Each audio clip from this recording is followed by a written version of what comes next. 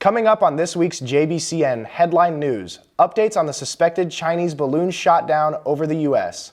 Then Sports Headline. Finally, updates from the State of the Union. Stay tuned and informed.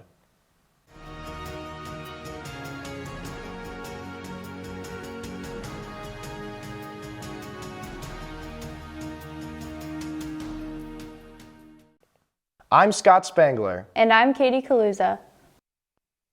Last week, on February 5th, the United States military shot down a large balloon floating over the coast of the Carolinas. An Army spokesperson said this balloon is believed to be an information-gathering device built by China with nefarious intentions. The Chinese government, however, said the balloon was a civilian-owned weather balloon that had blown off course. From what was able to be recovered from the balloon, there were wires, antennas, and other electrical equipment. Government officials believe this equipment was being used to gather information on the United States. At this time, there is no official consensus on the balloon's purpose or origin. Now we go to Colin Cairo with this week's sports headline. Take it away, Colin. Hi, I'm Colin Cairo, and welcome to this week's sports headline.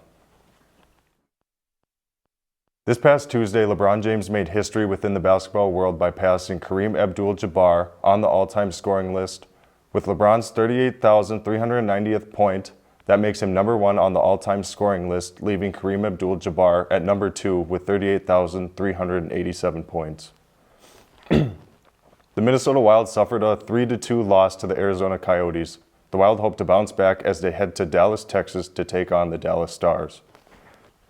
The Minnesota Timberwolves lost their last game to the Denver Nuggets, 146-112.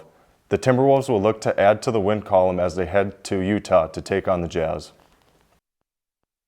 The Minnesota Vikings have found their new defensive coordinator. The Vikings have hired Steelers linebacking coach Brian Flores. This news comes weeks after the firing of Ed Donatel.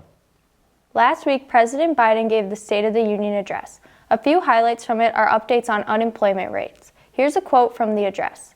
Quote, "So let's look at the results. Unemployment rate at 3.4%, a 50-year low, near record low unemployment for Black and Hispanic workers." He goes on to say, "We've already created 800,000 good-paying manufacturing jobs, the fastest growth in 40 years.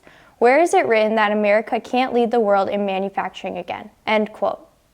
He went on to say, quote, "My economic plan is about investing in places and people that have been forgotten. Amid the economic upheaval of the past 4 decades, too many people have been left behind or treated like they're invisible. Maybe that's you, watching at home. You remember the jobs that went away, and you wonder whether a path even exists anymore for you and your children to get ahead without moving away. I get it.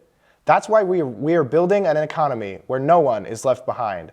Jobs are coming back, pride is coming back, because of the choices we made in the last 2 years. This is a blue-collar blueprint to rebuild America and make a real difference in your lives." End quote. That's all for this week. Be sure to tune in next time.